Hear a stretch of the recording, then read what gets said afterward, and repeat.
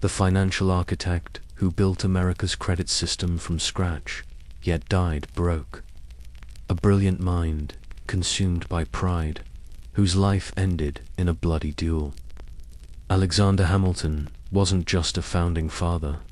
He was an enigma, a whirlwind of ambition and contradiction from his very first breath. His story is a testament to how one person, born into nothing, can shape the destiny of an entire nation. But his journey wasn't a straight path to glory. It was a winding road paved with scandal, rivalry, and a relentless pursuit of legacy. Even his birth is a riddle wrapped in whispered secrets. Some accounts say 1755, others 1757. The truth, perhaps, was lost to a past he desperately wanted to leave behind.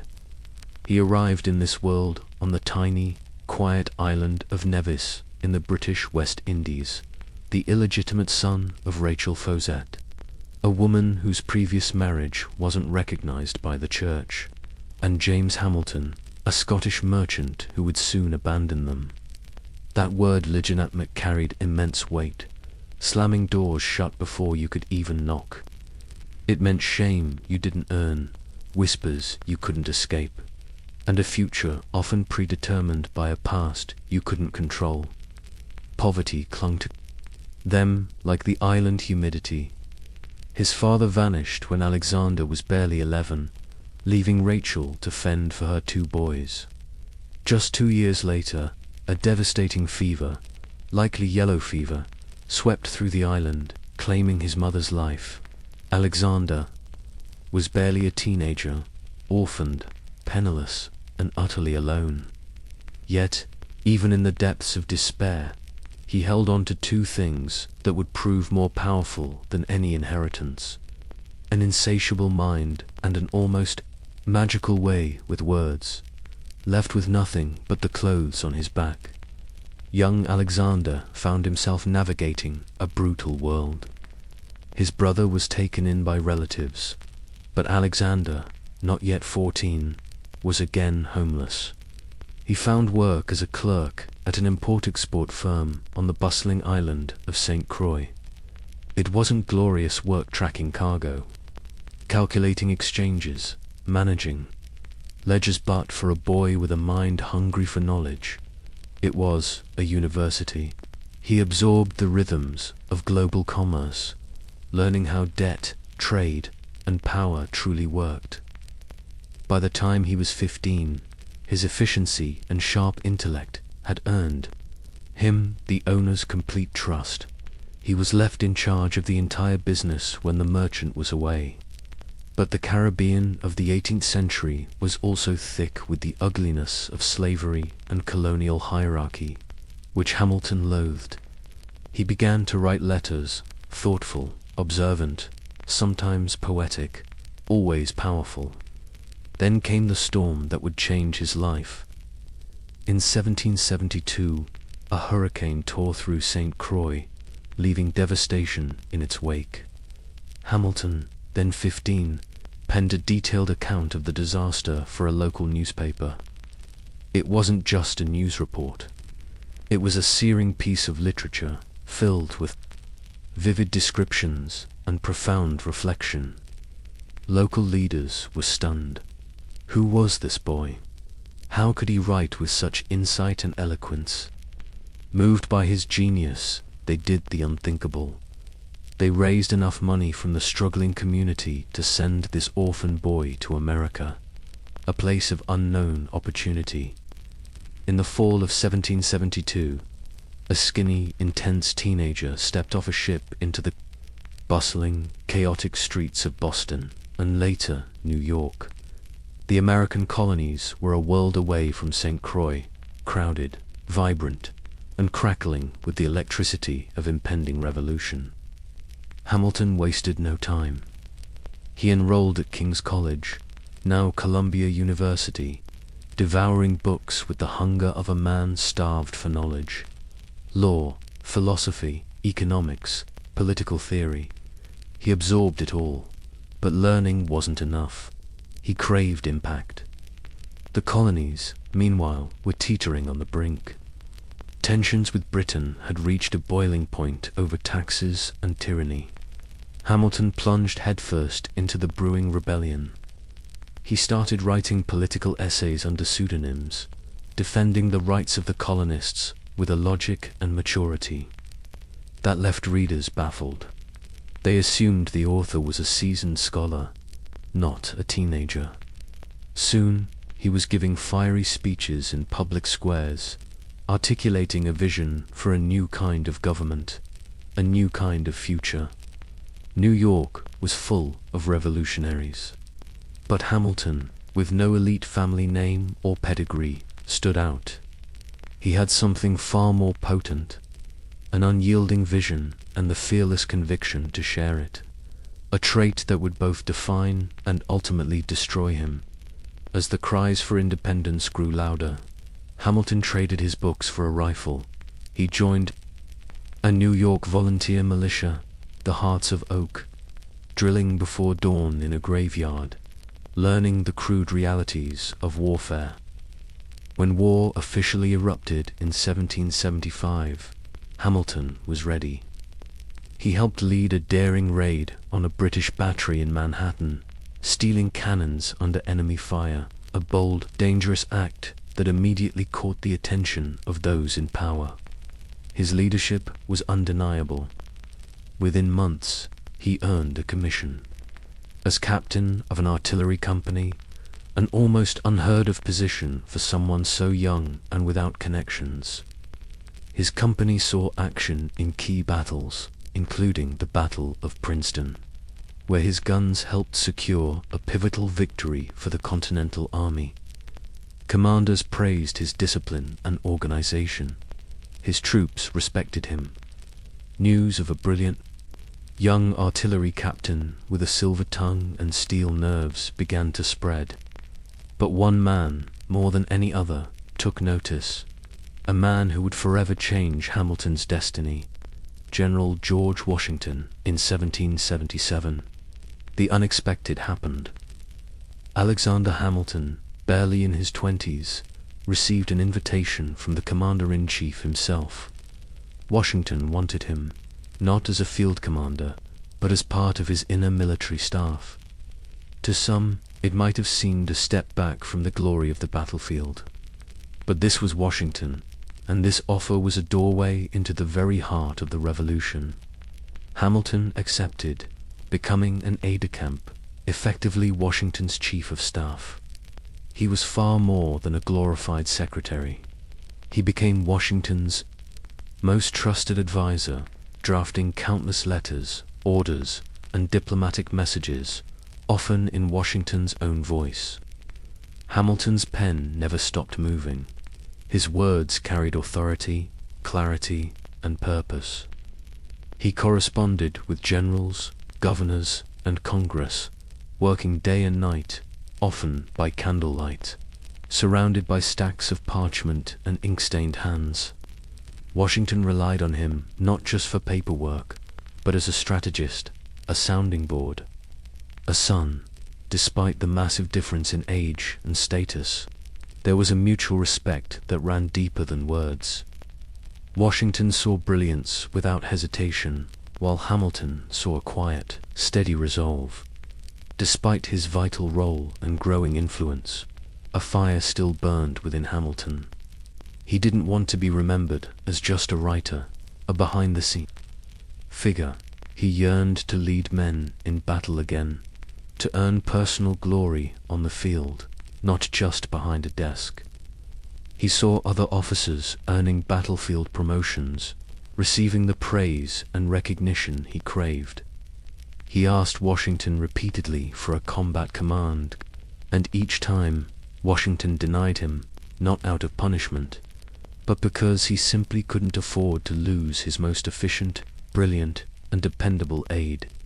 The tension between them simmered. A silent battle of wills. Washington treated him like a son, but Hamilton sometimes chafed at the boundaries. The breaking point arrived in early 1781, after a minor misunderstanding. Hamilton made Washington wait a few minutes outside a room. Washington snapped, rebuking him sharply. Hamilton, simmering with frustration, resigned from his staff position soon after. It was a bold, almost reckless move, but for Hamilton, it was a necessary gamble. He had served loyally, now he would take his fate into his own hands. Even after resigning, Hamilton didn't abandon the cause. He remained connected to the army, continued writing, and kept pushing for a command of his own. And finally, that chance came. Later that year, Washington offered him what he had waited for, his own battalion. It was the spring of 1781, and the American Revolution was grinding into its final, decisive stages. All signs pointed to Yorktown, Virginia, where British General Cornwallis had dug in, waiting for reinforcements. As the siege began in September, Hamilton's moment came into sharp focus. The plan was risky: a nighttime assault on Redoubt No. 10, a key British fortification. Washington trusted Hamilton to lead the charge. On October 14, 1781, under a moonless sky, Hamilton's men crept towards the redoubt with bayonets fixed, rifles unloaded. Silence was essential. No gunfire, just steel and fury. Hamilton led the attack from the front, climbing over the enemy defenses under a storm of musket fire, sword in hand, rallying his men forward. Within 10 brutal, breathless minutes, the redoubt was theirs. The victory broke the British lines, and within days, Cornwallis surrendered. The war, for all practical purposes, was over. For Hamilton, that night was pure vindication. He had proven he was more than a writer, more than a political mind. He was a warrior. When the guns fell silent and the Treaty of Paris was signed in 1783, the United States of America was officially free.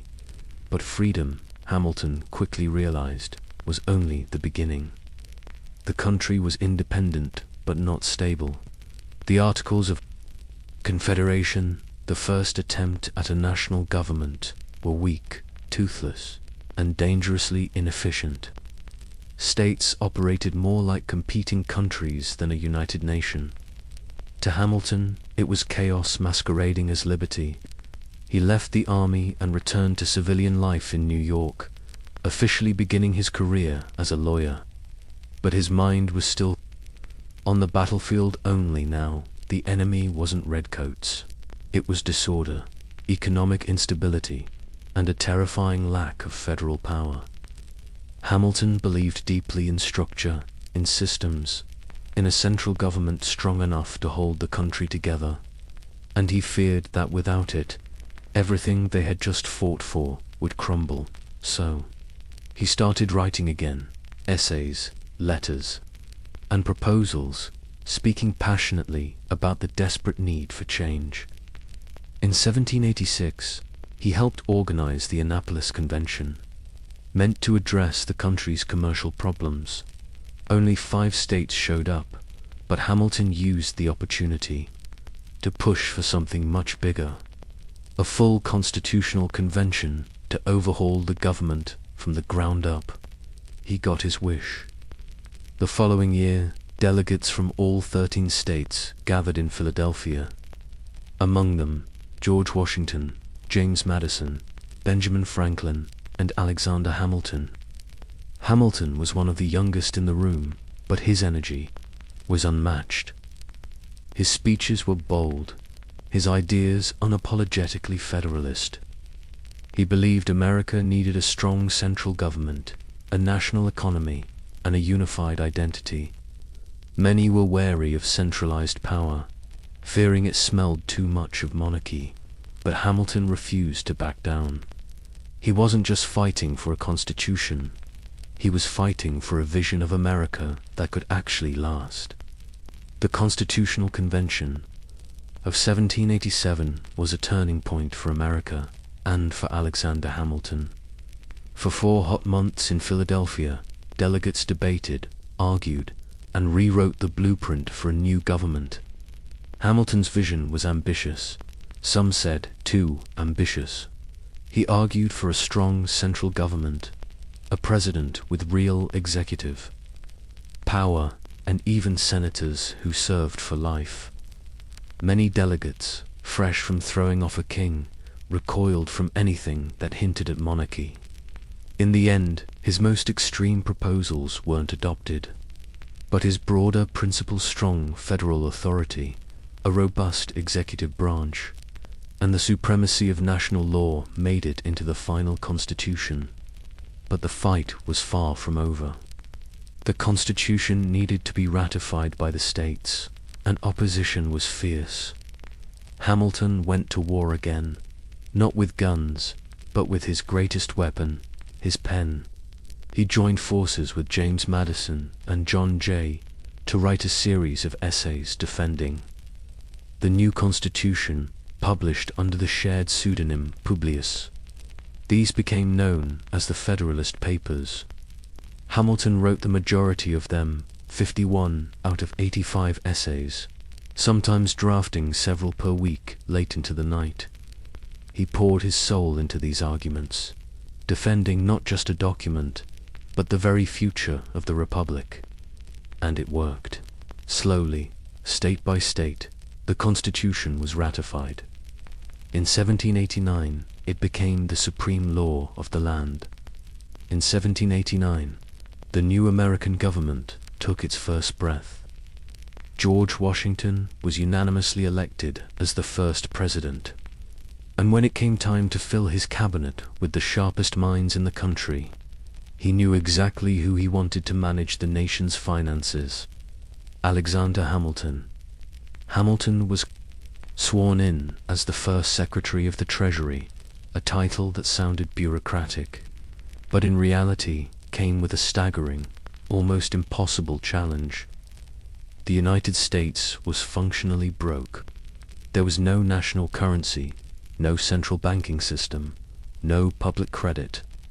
The government owed millions in war debts to foreign allies, private citizens, and even its own soldiers. The economy was fractured, unstable, and teetering on collapse. To most, it was a disaster. To Hamilton, it was the greatest opportunity of his life. He got to work immediately, drafting reports, crunching numbers, and designing a financial system from scratch. His goal wasn't just to solve the present crisis, but to lay the foundation for a strong, modern economy. His first move was bold. The federal government would assume all state debts from the Revolutionary War. This meant the national government would now owe money, not the individual states. Many saw this as dangerous. Hamilton saw it as brilliant. Why? Because if the federal government owed money, lenders, especially the wealthy elite, would have a vested interest in its survival. Next, he proposed a national bank, a central institution that could manage government funds, issue stable currency, and stimulate economic growth. He also introduced tariffs and taxes to protect American manufacturing and generate revenue. 2. Hamilton economics wasn't just about math. It was about power. He believed that a strong economy would lead to a strong nation, and that public credit, once restored, would attract investment, create jobs, and elevate the United States on the global stage. Not everyone shared his vision.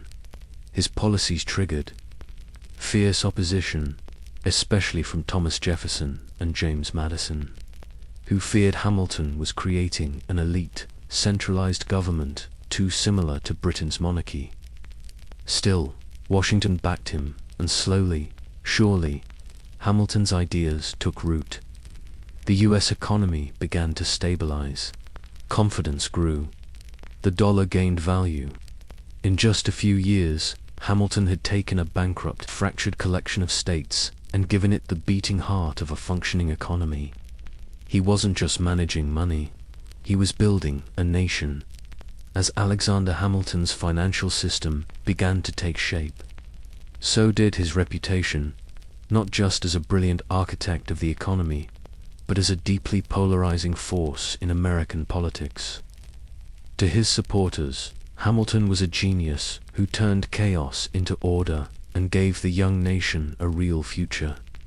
But to his critics, he was dangerous, too bold, too centralized, too British in style with his talk of national banks, strong executives, and urban industry.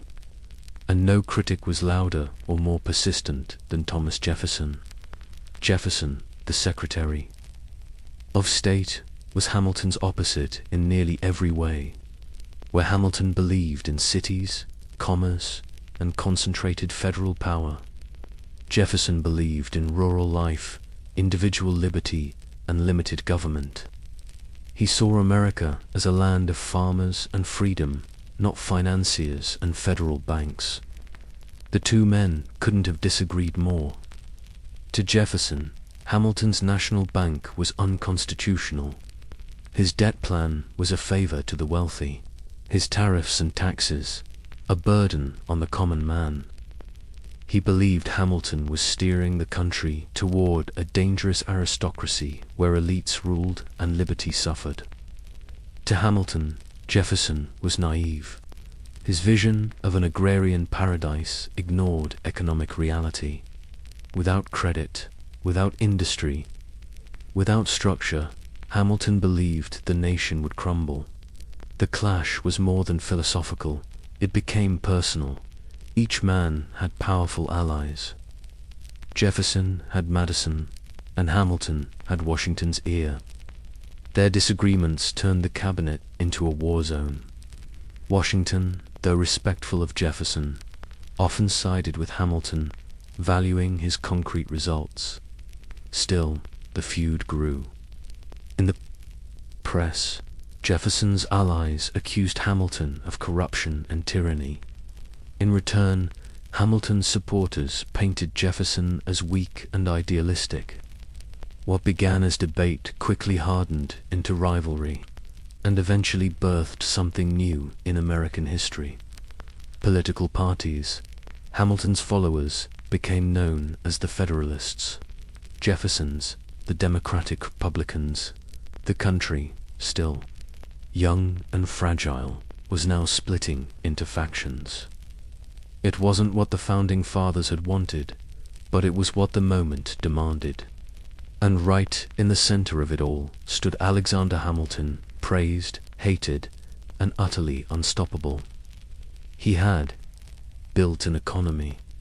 Now, unknowingly, he had also built the machinery of American politics. Alexander Hamilton had built a reputation as a man of brilliance, order, and discipline. But in 1797, that image would shatter, exposing a raw, deeply human vulnerability. It all began several years earlier, during the summer of 1791. Hamilton, then the Secretary of the Treasury and one of the most powerful men in the country, was approached at home by a young woman named Maria Reynolds. She claimed her husband had abandoned her and asked Hamilton for financial help. He agreed, but what followed wasn't charity. It was an affair that lasted for months. It wasn't just an affair, though. It turned into a chilling trap. Her husband, James Reynolds, quickly found out and began to blackmail Hamilton, demanding money to keep silent. Rather than end the affair immediately, Hamilton continued to pay and continued to see Maria. Eventually, the situation unraveled. In 1797, political enemies, including Thomas Jefferson's allies, uncovered the payments. They suspected Hamilton was involved in financial corruption, using government funds improperly. In reality, the payments were personal, not political.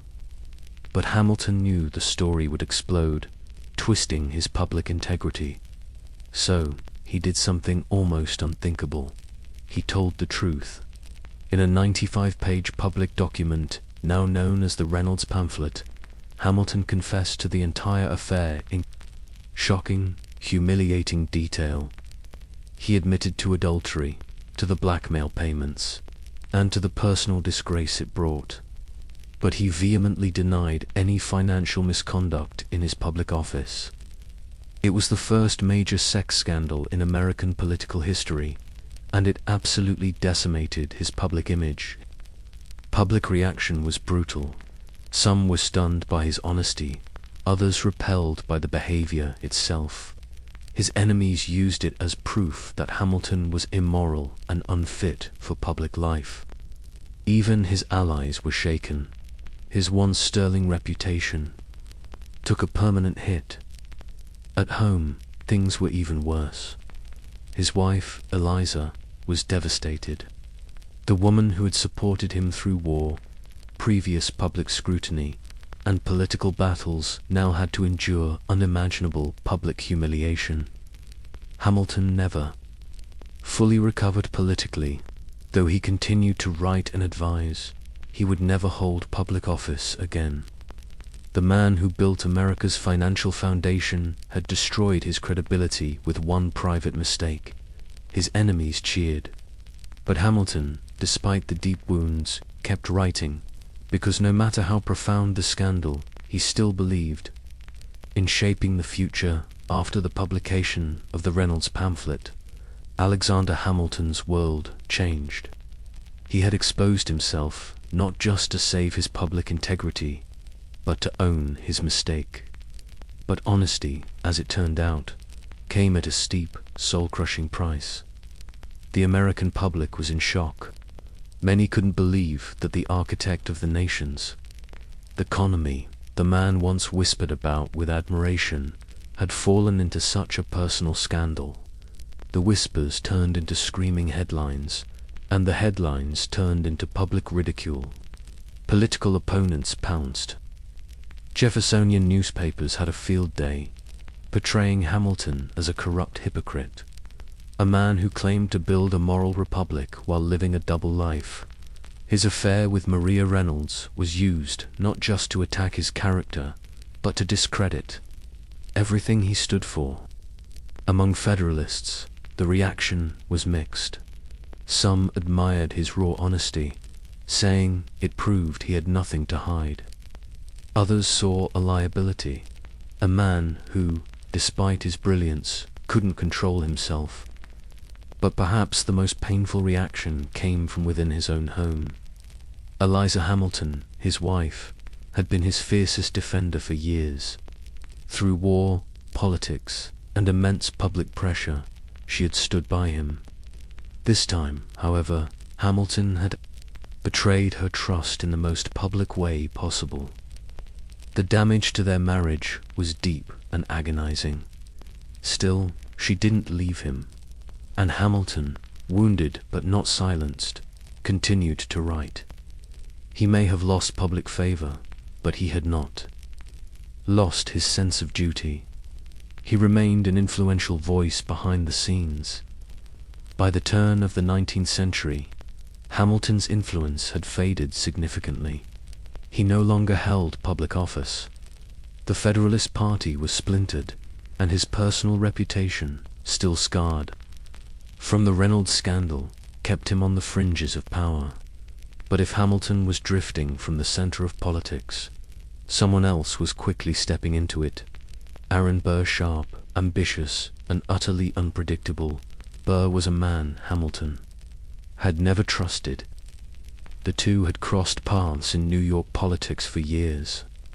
Burr was charismatic, calculating, and well-connected. He could charm a crowd just as easily as he could undercut an opponent. To Hamilton, Burr was dangerous, not necessarily for what he believed, but because he seemed to believe in nothing but his own advancement.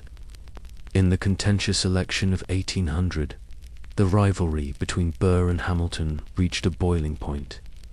Burr ran as Thomas Jefferson's running mate on the Democratic-Republican ticket, but due to a quirk in the electoral college system at the time, both Jefferson and Burr received the exact same number of electoral votes, a tie.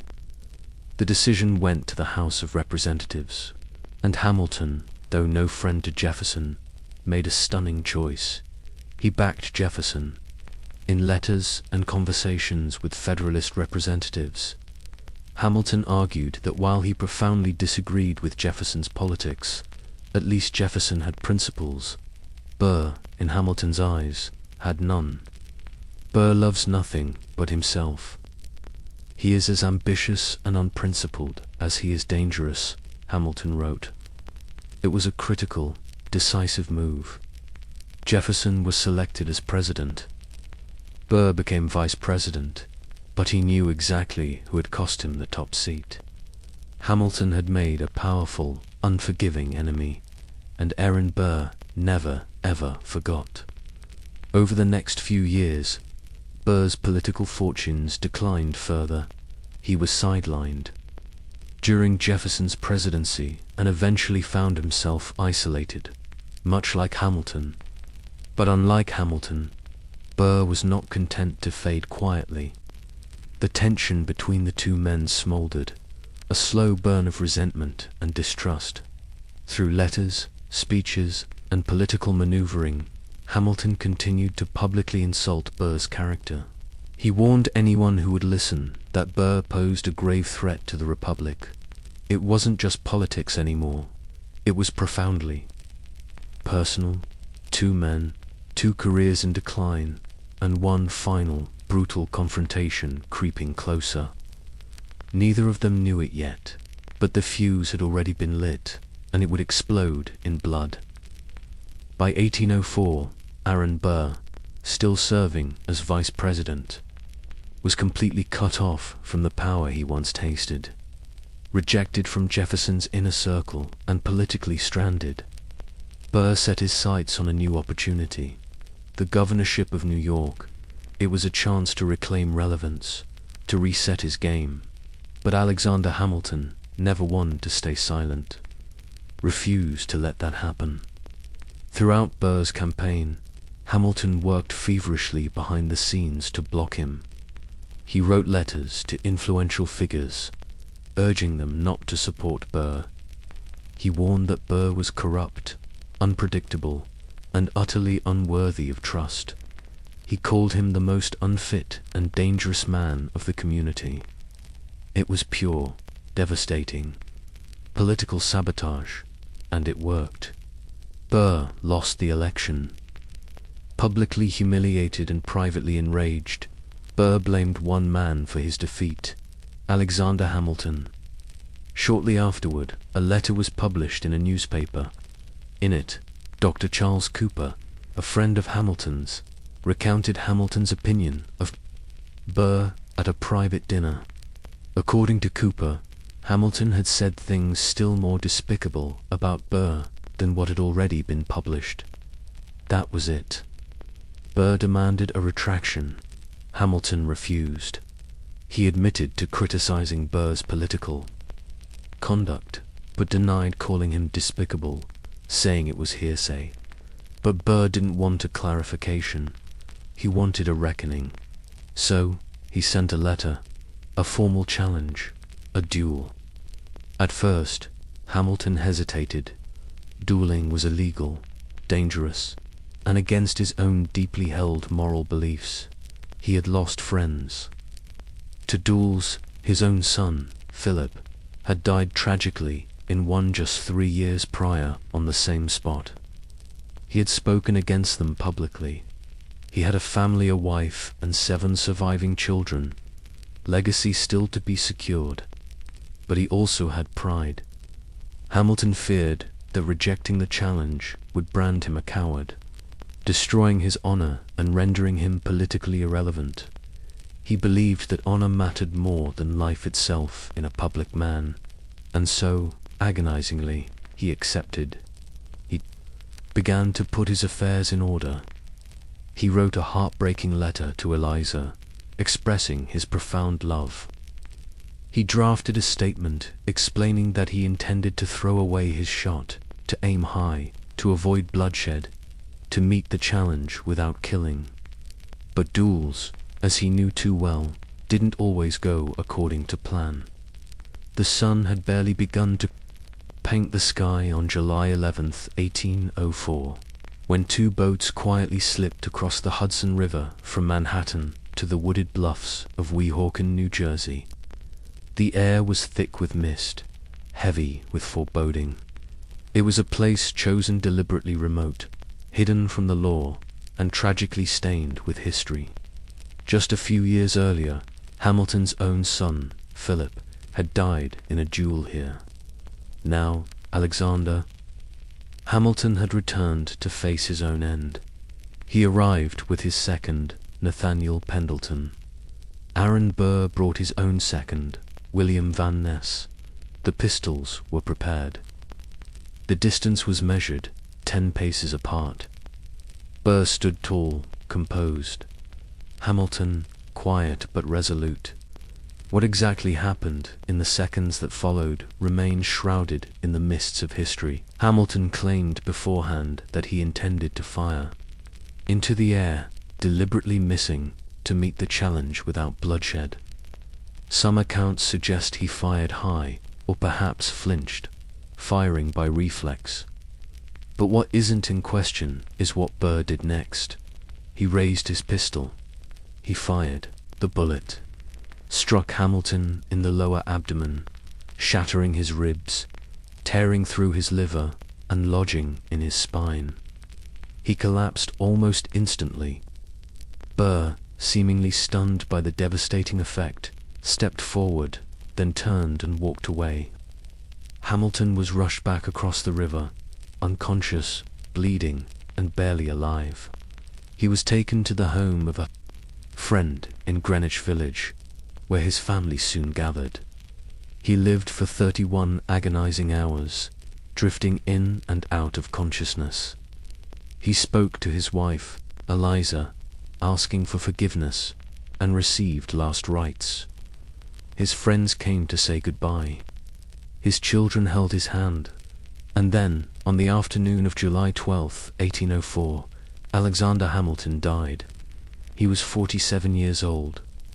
The man who had fought in the Revolution, built the nation's financial system, written the bulk of the Federalist Papers, and shaped the very structure of the United States, was gone. Killed in a duel that history would remember as a senseless tragedy, a waste of a brilliant mind, and a final chapter written in gunpowder and pride as news of Alexander Hamilton's death ripped through New York City. A shockwave rippled through every corner of the young republic. Crowds gathered in stunned silence outside his home. Federalists mourned the incomprehensible loss of their intellectual anchor. Even those who opposed him politically stood still, stunned by how suddenly and senselessly it had ended. Duels had claimed lives before, but this felt different. Here was a man who had helped win independence, built the U.S. economy, defended the Constitution, and shaped the very foundations of government, now gone by the hand of a sitting vice president. Public outrage flared. Hamilton's funeral drew thousands. Businesses closed. Church bells tolled a somber tune. Soldiers marched alongside civilians in mourning. At Trinity Churchyard, his coffin was lowered into the ground beneath a simple stone. He was buried not as a politician, but as a patriot. His wife, Eliza, stood by his side until the very end, a pillar of strength amidst unimaginable grief. In the days after his death, Eliza faced a mountain of debts and 7 surviving children to raise. Yet, she refused to break, fueled by grief. And an indomitable love, she dedicated her life to preserving her husband's legacy and to finishing the work he had started. She helped establish the first private orphanage in New York, the Orphan Asylum Society, honoring Hamilton's own traumatic childhood as a poor, forgotten boy. She tirelessly organized his letters, defended his name, and made sure the next generation knew who he was, not just as a founder, but as a father and a visionary. As for Aaron Burr, the man who fired the shot, he was never charged with murder. But his political career ended the moment Hamilton's heart stopped. He finished his term as vice president in disgrace, living the rest of his life as a man haunted by what he had done. Hamilton's death marked the end of one chapter in American politics and the beginning of another. The country moved forward, but Hamilton's ideas, central banking, public credit, strong federal authority, would endure. In the early years after his death, Hamilton's legacy remained tangled in controversy. To many, he was remembered as the brilliant mind who couldn't escape his own ego. A man who built a financial empire only to fall to scandal and violence. His critics still painted him as an elitist, a monarchist in disguise, someone too eager to concentrate power in government hands. But history, as it often does, began its slow, inevitable shift. America grew, the economy expanded, industry rose, and slowly leaders began to revisit Hamilton's vision, not with suspicion, but with a grudging respect. His blueprint for a strong central government became a critical model during national crises. His belief in federal credit became the cornerstone of American financial power, and his dream of a diverse industrial economy came to life in the factories, railroads, and trade routes that shaped the 19th century. By the time the Civil War approached, Abraham Lincoln was reading Hamilton's writings closely. He saw Hamilton as a guide, a man who understood that preserving the Union required both principle and iron-willed structure.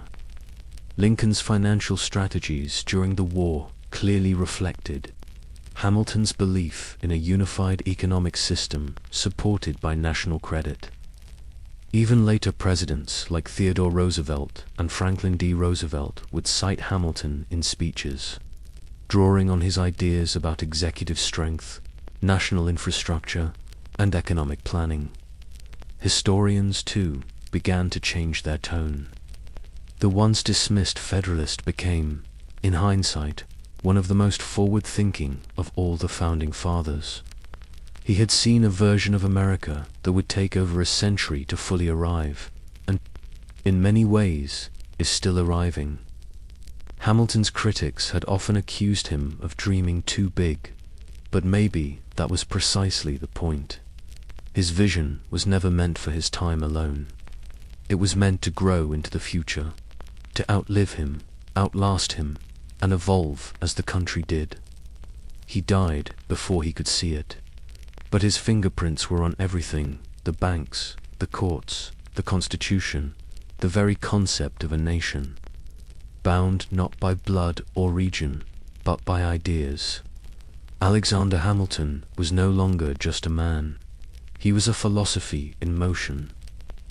For nearly 2 centuries, Alexander Hamilton's story remained largely in the background of American memory. Other founding fathers rose to mythic status: George Washington, the noble general; Thomas Jefferson, the philosopher president; Benjamin Franklin, the beloved genius. Their stories were retold in classrooms, immortalized in statues, and enshrined in textbooks. But Hamilton, he became a footnote, a quiet, almost forgotten architect. Part of the reason was political. His Federalist Party had long since vanished, absorbed or overtaken by new political movements.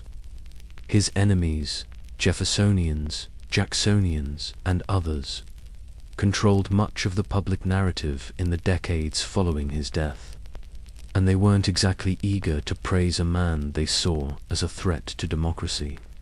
They called him arrogant, power-hungry, a man who cared more for bankers and industry than for the common man. And then there was the duel. In a young, idealistic republic, Hamilton's end killed in a personal dispute by another politician felt messy, almost shameful. It didn't fit the heroic narrative many Americans wanted to teach their children. So, over time, his memory softened. The Federalist Papers, once a cornerstone of constitutional debate, were still read, but often without much attention to the man behind most of them. His economic policies lived on in practice, but not in name. He became, quietly, the founder people forgot. But not everyone forgot. Legal scholars, economists, and a dedicated few historians kept digging into his work. Some praised his brilliance, his foresight, his uncanny ability to predict the needs of a nation still in its infancy. Others admired the raw determination of a man who rose from nothing, an illegitimate orphan from the Caribbean into one of the most influential figures in American history. Even still, for most of the 19th and 20th centuries, Hamilton remained a second-tier figure, respected but rarely revered. His portrait was placed on the $10 bill, but few people gave it more than a passing glance. He had a statue or two, a few, schools named in his honor, and a tomb in Trinity Church, but he wasn't celebrated the way Washington or Lincoln were. It seemed history had quietly tucked him away. But Hamilton had always been underestimated, and like he had done so many times before, he was quietly waiting for a chance to rise again. This time, not through politics, but through something no one saw coming. For nearly 2 centuries, Alexander Hamilton's story remained largely in the background of American memory, until one man, browsing a bookstore in an airport, picked up a book and everything changed. In 2004, historian Ron Chernow published a groundbreaking biography titled Alexander Hamilton. It was rich, detailed, and deeply humanizing. Instead of focusing only on policy or scandal, it painted a full picture of a complex man, flawed, brilliant, ambitious, relentless, a man who had risen from nothing to shape a nation.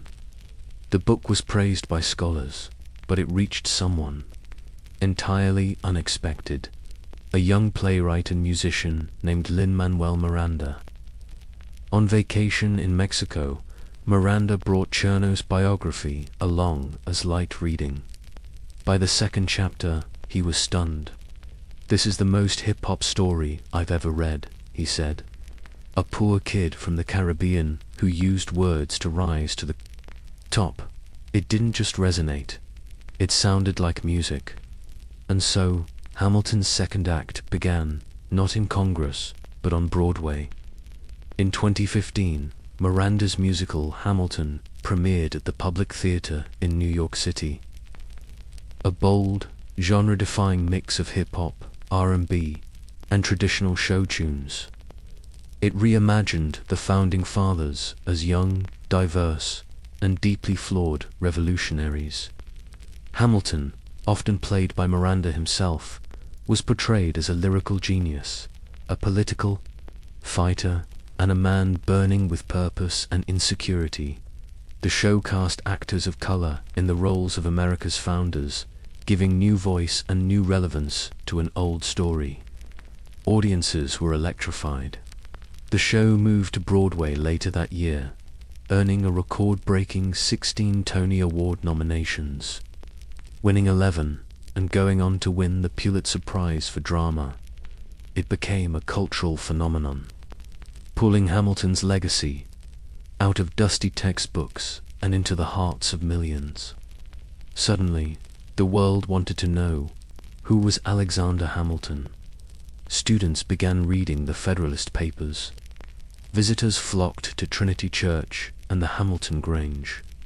Sales of Chernow's biography skyrocketed, and more than anything, people began to understand what Eliza Hamilton had fought so hard for. To make sure her husband's story was not forgotten, Hamilton had always believed in the power of words. Now, more than 200 years after his death, it was words and music that brought him roaring back to life. When Hamilton, an American musical, exploded onto the stage, it didn't just entertain, it educated. For many in the audience, especially. Younger generations, this was their first deep introduction to Alexander Hamilton. And not the Hamilton from old history books. The musical brought him to life with rhythm, raw emotion, and modern urgency. Suddenly, students were quoting Federalist No. 10 in classrooms. History teachers were updating lesson plans. College courses began, including the lyrics alongside primary source documents. Museums saw surges in attendance. Even Google searches for Alexander Hamilton spiked into the millions. Hamilton had become cool. But it wasn't just about music or rhyme schemes. The story resonated because it was universal. Here was a man born out of wedlock, raised in poverty, an immigrant with no status or title, who rose by the sheer power of his intellect, ambition, and resilience. His flaws, his pride, his temper, his insecurities were not hidden, but explored. In many ways, Hamilton became a mirror for immigrants, for underdogs, for dreamers, for anyone who had ever been told they didn't belong. Lines like, "I am not throwing away my shot," or "Immigrants, we get the job done," became rallying cries. The themes of legacy, sacrifice, and the weight of history struck deep chords in a divided, uncertain world. And while the musical took creative liberties, as all dramatizations do, it sparked something rare, genuine curiosity about the real man behind the melody. Historians, at first skeptical, began to applaud the phenomenon. It didn't replace academic study, but it opened doors. It got people asking questions. It brought forgotten stories into the light. The show's cultural impact even reached the highest levels of government. Former President Barack Obama called it a story about America then, told by America now. Tickets were gifted to students. The cast performed at the White House. More than 2 centuries after his death, Hamilton was not just remembered, he was relatable. In his own time, he often felt like an outsider, misunderstood, too bold, too fast, too much. But now, the world finally caught up, and the man once buried by scandal and politics now had history's full attention, because once forgotten stories are told loud enough, they can echo through time. As the spotlight returned to Alexander Hamilton in the 21st century, people began to look at his ideas, not just his life, and realized something extraordinary. So much of what America is came from him. From the very beginning, Hamilton was thinking not just about independence, but about what came next. While others fought to break free from Britain, Hamilton focused on how to build something that would last, and many of the systems he envisioned, systems criticized in his own time, are now seen as foundational. Take the national economy. When Hamilton proposed the federal assumption of state debts and the creation of a national bank, critics screamed that it was tyranny in disguise. Today, those ideas are standard practice. America's credit system, the Treasury Department, and the very concept of public finance were all shaped by his blueprint. Then there's the Constitution. While others hesitated over its limitations, Hamilton helped sell it to the public with unmatched force. The Federalist Papers, which he wrote the bulk of, are still referenced in Supreme Court decisions today. His defense of strong federal authority laid the intellectual foundation for a truly united country. Even the executive branch, the power of the presidency, the role of the cabinet, and the checks between branches of government reflect Hamilton's profound influence. He feared mob rule just as much as monarchy, and he worked endlessly to balance liberty with law. He also envisioned America as a place not just of ideals, but of industry. He pushed for manufacturing, infrastructure, and innovation. In his famous report on manufacturers. He outlined a vision of an economic powerhouse, a nation that could stand on its own feet. At the time, many rejected it. Today, it reads like prophecy. Hamilton's legacy isn't just carved in marble or printed on currency. It lives in every debate about federal power, every discussion about debt and taxes, every policy decision that weighs liberty against responsibility. He saw government not as a threat, but as a tool that, when used wisely, could build a country strong enough to survive war, division, and time itself. 200 years later, we're still using that tool, still building, still following a blueprint drawn up by a man who never stopped working until history finally caught up. With him, Alexander Hamilton's rise was remarkable, but it was anything but smooth. For all his brilliance, for all the systems he built, the papers he wrote, the battles he fought, Hamilton was never a perfect hero. In fact, what makes his story resonate today isn't just his successes, but his raw, undeniable flaws. Hamilton was often his own worst enemy. His pride, for starters, was enormous. He believed, often rightly, that he was the smartest man in the room. But that belief came at a steep cost. He insulted political allies, alienated colleagues, and when given the chance to stay quiet, he almost never did. Take the Reynolds affair. Many in his circle advised him to stay silent, to let the rumors fade. Instead, he published a 95-page confession, publicly detailing his disgrace. To protect his political reputation, he torched his personal one. His desperate need to be right, always, often cost him more than he could afford. He also had a sharp temper. Words were his weapon, and he wielded them with surgical cruelty when provoked. His political writings were ruthless, even against fellow Federalists. His pamphlet tearing apart John Adams didn't just hurt Adams. It helped Jefferson win the presidency. That wasn't strategy. That was impulse, raw and untamed. Hamilton also struggled with profound contradictions. He fought for liberty, yet helped create systems that concentrated power. He distrusted the masses, yet built mechanisms to protect their future. He was an immigrant who feared the instability of democracy, a champion of merit who often spoke like an aristocrat. And perhaps the deepest contradiction of all, he was a man obsessed with legacy who died in a duel that almost erased it. And yet, isn't that precisely what makes him so relatable? Hamilton wasn't untouchable like Washington. He wasn't quietly calculating like Madison. He was loud, fiery, ambitious, and deeply, messily human. He worked himself to the bone because he never truly felt secure. He pushed too hard because he feared being forgotten. He made mistakes because he refused to play safe.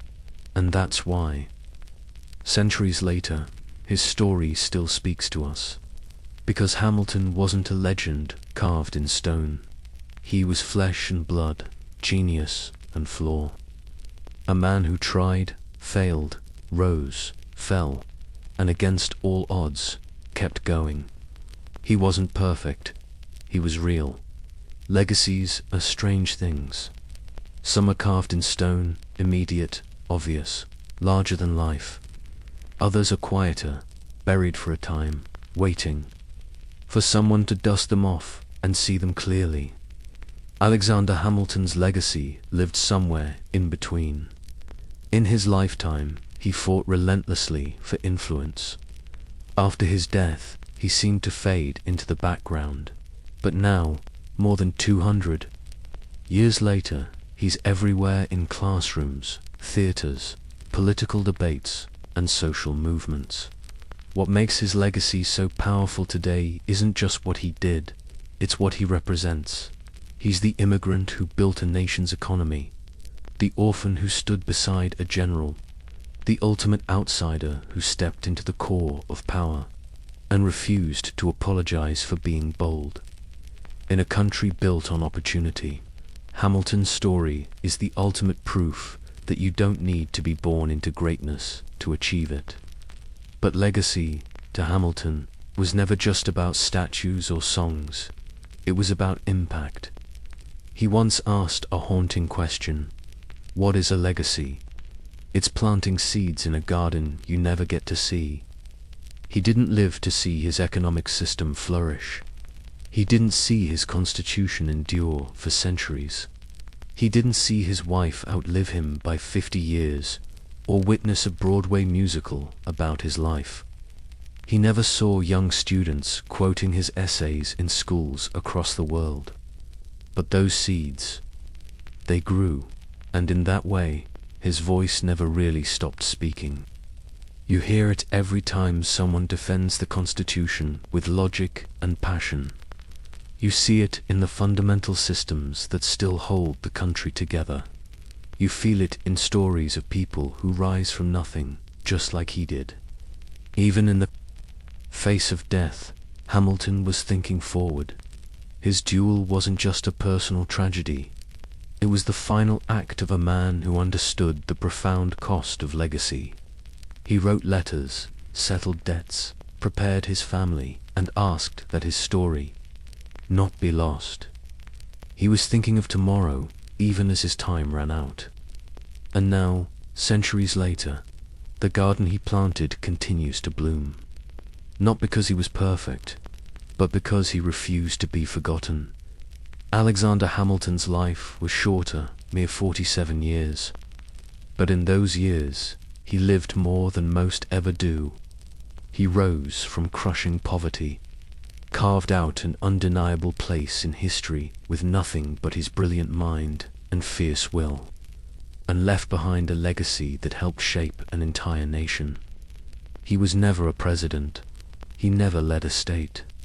But his fingerprints are on the Constitution, the financial system, the courts, and the very idea of what it means to be a united nation. And yet, what makes Hamilton truly unforgettable isn't just what he built, it's how he built it. He failed publicly. He loved deeply. He fought passionately. He made enemies, mended friendships, and left a trail of letters that pulse with raw energy, urgent purpose, and undeniable brilliance. He was a flawed Mandulus, stubborn, impulsive, but he was also endlessly driven. He believed in building something bigger than himself, even when it cost him everything.